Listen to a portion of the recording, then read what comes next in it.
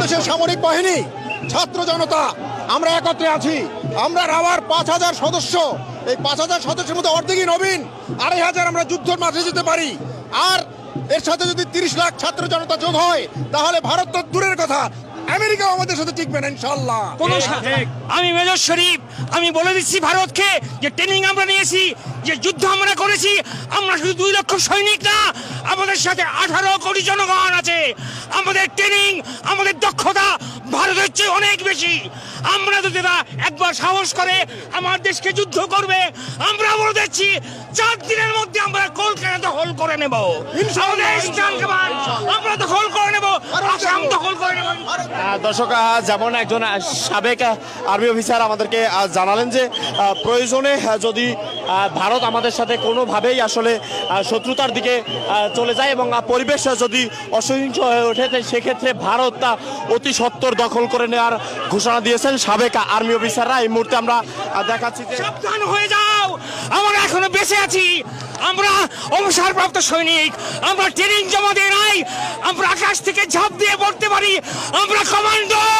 একবার যদি চিন্তা করো বাংলা আঘাত করবা, আমরা বলে দিচ্ছি 7 দিনের মধ্যে কলকাতা, আসাম, ত্রিপুরা আমরা দখল করে ফেলবো।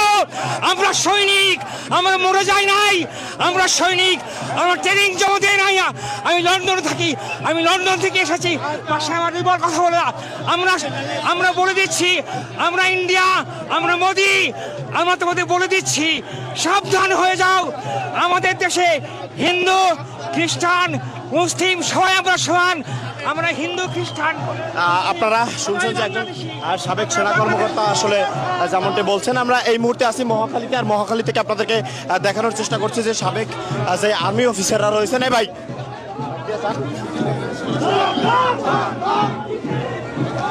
সাবেক যে আর্মি অফিসাররা রয়েছেন তারা কিন্তু যে ভারতের অগ্রাসন আসলে তা থেকে মুক্তি চেয়ে কিন্তু আজকে যে মহাখালীর রাওয়া ক্লাব রয়েছে, সেই মহাখালীর রাওয়া ক্লাব থেকে কিন্তু তারা একটি বিক্ষোভ মিছিল এই মুহূর্তে বের করেছেন এবং সেই বিক্ষোভ মিছিলটি নিয়ে কিন্তু তারা এই মুহূর্তে মহাখালী থেকে সামনের দিকে এগিয়ে যাচ্ছেন এবং তারা যেমনটি বলেছেন যে যেই আর্মির যেই 5,000 সাবেক যেই কর্মকর্তারা আছেন তারা কিন্তু আসলে এই মুহূর্তে একটি বিক্ষোভ মিছিল নিয়ে কিন্তু তারা সামনের দিকে এগিয়ে যাচ্ছেন। আমরা আপনাদেরকে দেখাচ্ছি এই মুহূর্তে যে বিভিন্ন স্লোগান দিচ্ছেন তারা।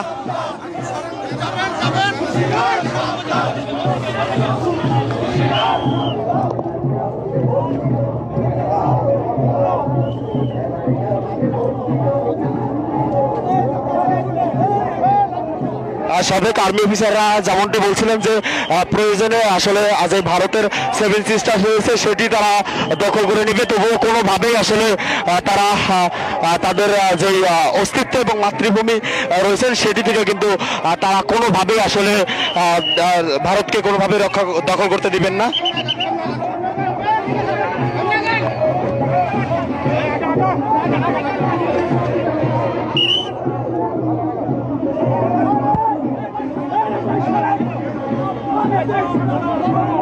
আমরা আপনাদেরকে দেখাচ্ছি এই মুহূর্তে কিন্তু সাবেক সেনা কর্মকর্তারা যে ভারতীয় আগ্রাসন রয়েছে তার বিরুদ্ধে কিন্তু একটি জাতীয় ঐক্যের ডাক দিয়েছেন এবং তারা একটি বিক্ষোভ মিছিল নিয়ে কিন্তু এই মুহূর্তে যে মহাখালী রয়েছে সেই মহাখালী থেকে সামনের দিকে এগিয়ে যাচ্ছেন। আমরা এখানে এসেই আসলে বেশ কয়েকজন আর্মি অফিসারদের সাথে কথা বলেছি, তাহলে আমরা যতটুকু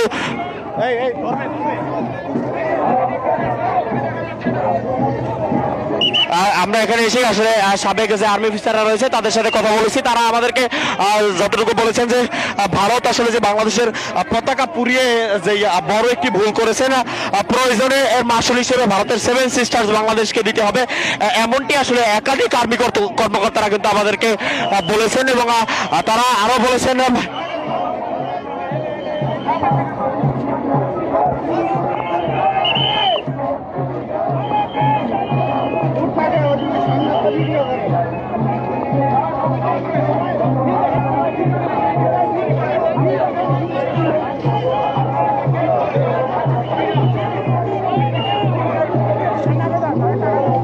এই মুহূর্তে দেখতে পাচ্ছেন যে আর্মি অফিসাররা কিন্তু তারা একটি বিশাল একটি বিক্ষোভ মিছিল নিয়ে কিন্তু তারা সামনের দিকে এগিয়ে যাচ্ছেন। ভাই পেছনে থাকেন।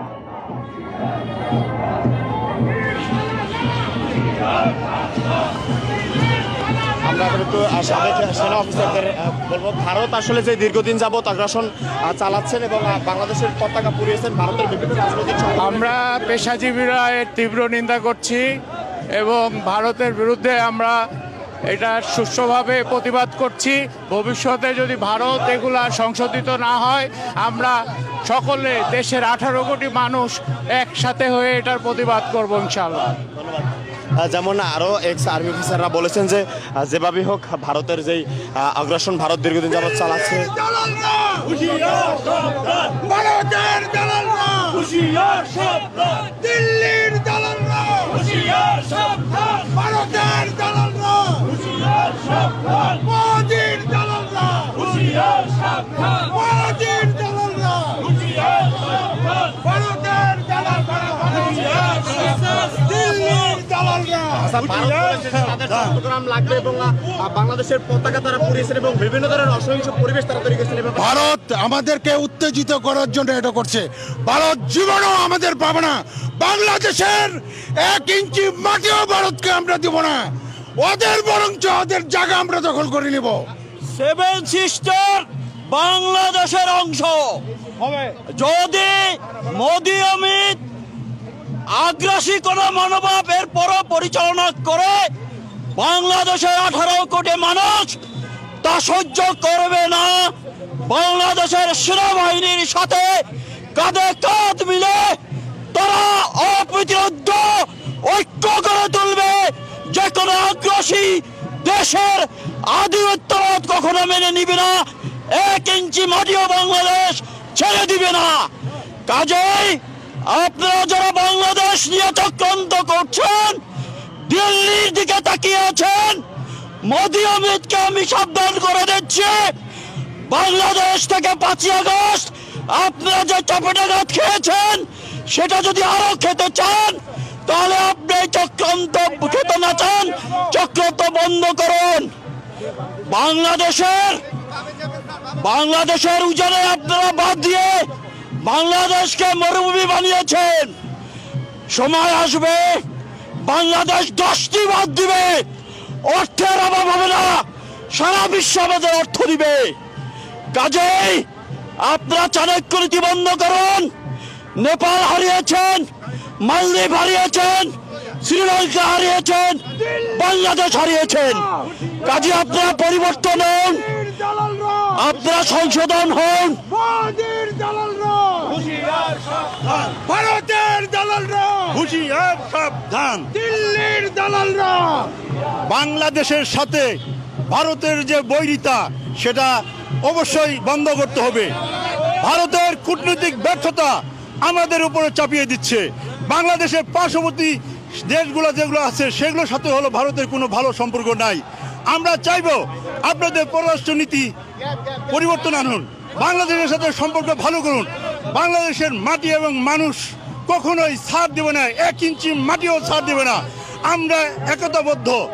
এটা আমাদের স্বাধীনতার যুদ্ধের চেয়েও হলো আমরা একতাবদ্ধ। আমরা চাই ভারত তার আগ্রাসন মুখী আচরণ থেকে বেরিয়ে আসবে এবং বাংলাদেশের সাথে সুসম্পর্ক বজায় রাখবে, এই আমরা আশা করি। আমাদের সাথে হিন্দু জাতীয়বাদীদের কোনো মালিন্য নাই। আমাদের সাথে দিল্লির মস্তাদের আমাদের যুদ্ধ। দিল্লির যে সন্ত্রাসী গ্রুপ বাংলাদেশকে অশান্তি করার জন্য তারা উঠে পড়ে লাগিয়েছে। হিন্দুদের সাথে আমাদের কোনো নাই। দেখেন, নেপালের 80% লোক হলো হিন্দু, তাদের সাথে আমাদের বন্ধুত্বপূর্ণ সম্পর্ক হতে পারে, ভারতের সাথে হবে না কেন? নেপালের 80% হিন্দুদের সাথে ভারতের সাথে আপনার বৈষম্য কেন? কারণ তাদের আগ্রাসী মনোভাব। এই মোদির আগ্রাসী মনোভাবের জন্য এই সাবকন্টিনেন্টে আপনার অশান্তি বিরাজ করছে এবং এই বাংলাদেশকে নিয়ে তারা খেলা করছে, যেটা কোনোভাবে আমরা করতে দিব না। বরঞ্চ আমাদের সম্পর্ক আরো দৃঢ় অটুট হচ্ছে।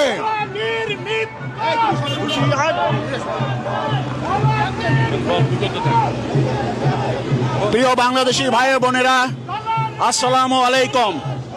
আমরা অবসরপ্রাপ্ত সশস্ত্র বাহিনীর কর্মকর্তাবৃন্দ, সর্বস্তরের সৈনিক এবং সাধারণ জনগণ, আজকে আমরা বাংলাদেশের উপরে ভারতীয় সরকার যে আগ্রাসন চালিয়ে যাচ্ছে তার বিরুদ্ধে সোচ্চার হয়েছি।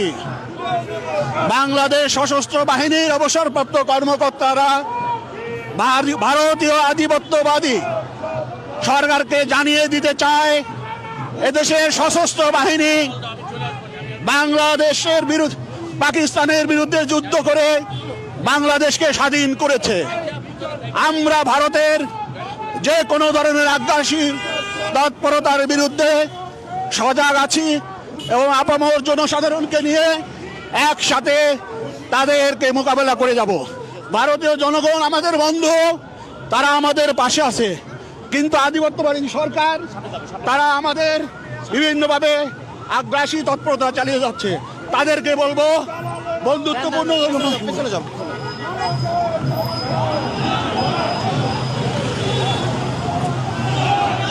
আপনারা দেখতে পাচ্ছেন যে প্রায় বেশ কয়েক দফায় দফায় কিন্তু মিছিল নিয়ে এই মুহূর্তে সাবেক সেনা কর্মকর্তারা উপস্থিত হচ্ছেন। দ্রুত সিন্না হত্যা মামলার বিচার করা হোক, এটা আমাদের একটা দাবি, জোর দাবি।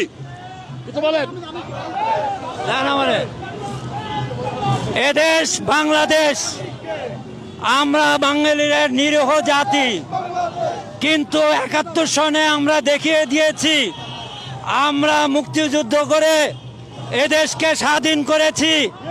ভারত যদি মনে করে এদেশ একটি ছোট্ট দেশ, ভারত ভুল করবে। আগে আমাদের সংখ্যা ছিল কম, এখন আমরা 19 কোটি লোকের 9 কোটি যুবক। আমরা এই 9 কোটি যুবক যে কোনো অবস্থায় প্রশিক্ষণ ছাড়াই আমরা ভারতের মোকাবেলা করতে পারবো, যেহেতু ভারতের 7 লক্ষ সৈন্য। আমাদের ছাত্র জনতা এবার দেখিয়ে দিয়েছে কিভাবে দেশ স্বাধীন করতে হয়। ভারতের আগ্রাসনবাদ এবং ভারতের এই ধরনের হুমকি ধুমকি আমরা থোড়াই কেয়ার করি। ভারত মনে করেছে আমাদেরকে 3 দিক থেকে আক্রমণ ঘিরে রেখেছে, কিন্তু ভারত জানে না আমরা ভারতকে 4 দিক থেকে চতুর্দিকে ঘিরে রেখেছি। আমাদের বন্ধু চীন আছে, আমাদের বন্ধু পাকিস্তান আছে, আমাদের বন্ধুরা কাশ্মীরে আছে, আমাদের বন্ধুরা সেই মায়ানমারে আছে। আমরা যে কোনো অবস্থায় যে কোনো পরিস্থিতিতে ভারতের মোকাবেলা করার মতো শক্তি সাহস রাখি। খোদা হাফেজ। বাংলাদেশ জিন্দাবাদ। বাংলাদেশ বাংলাদেশ জিন্দাবাদ। বাংলাদেশ বাংলাদেশ জিন্দাবাদ জিন্দাবাদ।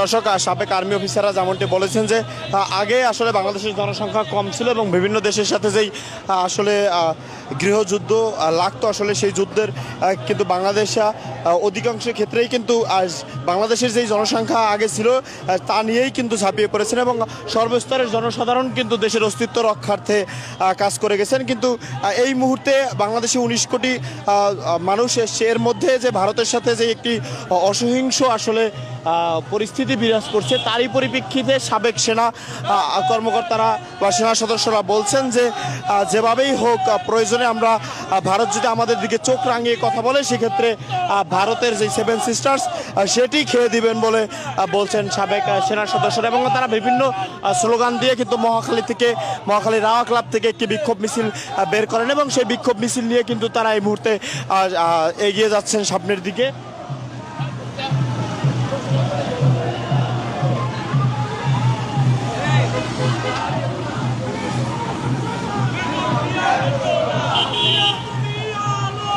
এখানে কিন্তু আমরা দেখতে পাচ্ছি যে বাংলাদেশ জাতীয়তাবাদী দলের যে সকল সদস্যরা রয়েছেন তারাও কিন্তু সেনা সদস্যদের সাথে যোগদান করেছেন। আমরা দেখতে পাচ্ছি যে বাংলাদেশ জাতীয়তাবাদী যে ছাত্রদল রয়েছে সেই ছাত্রদলের নেতাকর্মীরাও কিন্তু এখানে কিন্তু তারা যুক্ত হয়েছেন।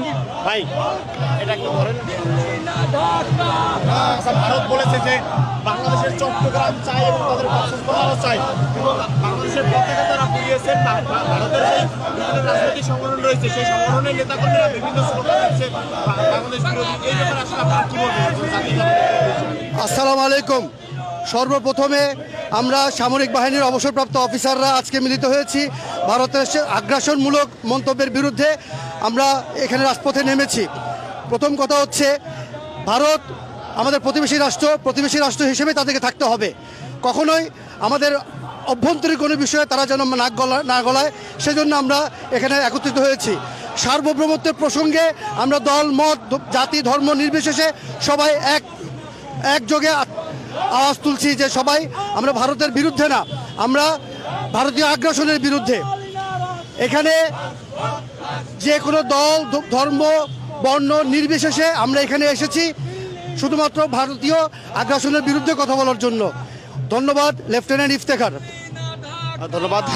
দর্শক, এই মুহূর্তে দেখলেন যে একজন লেফটেন্যান্ট যেমনটি বলছিলেন যে যে কোনো মূল্যে আসলে বাংলাদেশে যে কোনো ধরনের অসাম্প্রদায়িক দাঙ্গা আসলে বাজলে সাবেক আর্মি অফিসাররা প্রস্তুত রয়েছেন এবং আসলে কেউই ভারতের সাথে একটি বহির্বিশ্ব এবং আমাদের প্রতিবেশী দেশ হিসেবে কিন্তু খারাপ সম্পর্ক চায় না। সবাই বলছেন যে আমরা সুসম্পর্ক চাই, তবে সেটি যে সাবেক প্রধানমন্ত্রী শেখ হাসিনা রয়েছেন তার মধ্য দিয়ে নয়। আমরা যদি আপনাদেরকে এই মিছিলের একটু দীর্ঘ লাইন দেখাই, যে লাইন কিন্তু আসলে মোটামুটি দীর্ঘ ছিল এবং এখানে যে সাবেক আর্মি অফিসারদের পাশাপাশি কিন্তু বিভিন্ন সংগঠনের নেতাকর্মীরাও কিন্তু এখানে যুক্ত হয়েছেন। আমরা যেমনটি দেখতে পেয়েছি যে গণ অধিকার পরিষদের নেতৃবৃন্দ যুক্ত হয়েছেন। এছাড়াও কিন্তু বিভিন্ন আর্মি অফিসাররা যে বিভিন্ন বক্তব্য দিচ্ছেন, সেক্ষেত্রে তারা কেউই আসলে ভারতের সাথে কিন্তু অসাম্প্রদায়িক কোনো ধরনের সম্পর্ক চায় না। স্যার, একটি কথা বলি যে ভারত বাংলাদেশের পতাকা পুড়িয়েছে, ভারতের রাজনৈতিক সংগঠনের নেতৃবৃন্দরা বিভিন্ন ধরনের যে আপত্তিকর বক্তব্য দিচ্ছেন এবং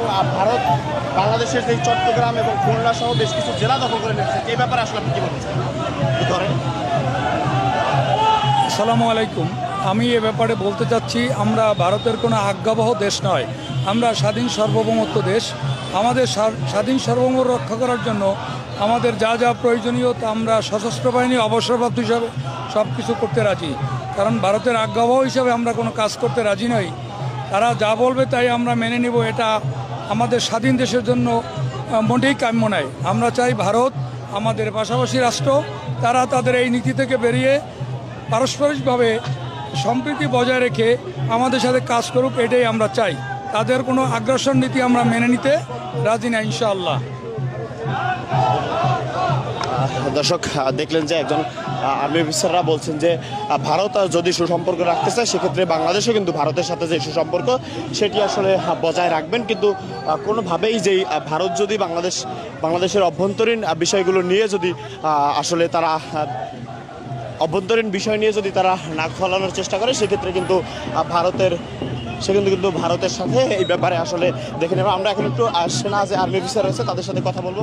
হ্যাঁ, বলেন। আচ্ছা, ভারতের বিভিন্ন রাজনৈতিক সংগঠনের নেতাকর্মীরা যে আপত্তিকর বক্তব্য দিচ্ছে, এই ব্যাপারে আসলে কি বলবেন? ভারত কি বাংলাদেশের সাথে সুসম্পর্ক রাখতে চায়? আপনাদের কি মনে হয়? আচ্ছা, দেখুন, ভারতের বিভিন্ন রাজনৈতিক নেতৃবৃন্দ বাংলাদেশ নিয়ে যে সমস্ত কথাবার্তা বলেছে, সেগুলো কোনোভাবেই বাংলাদেশ স্বাধীন একটি সার্বভৌম দেশের সাথে রাজনৈতিক নেতাদের এই সব তো বক্তব্য যায় না। বাংলাদেশ একটি স্বাধীন দেশ এবং বাংলাদেশ তার 54 বছর বয়স হয়ে গেছে প্রায়।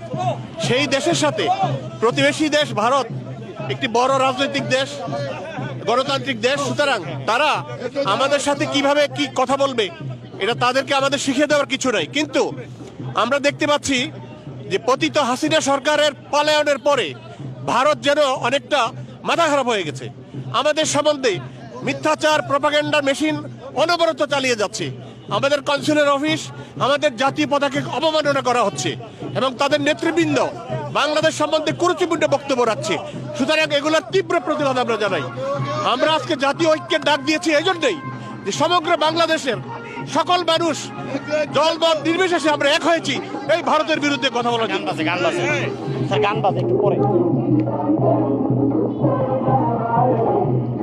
দেখতে পাচ্ছেন যে এই মুহূর্তে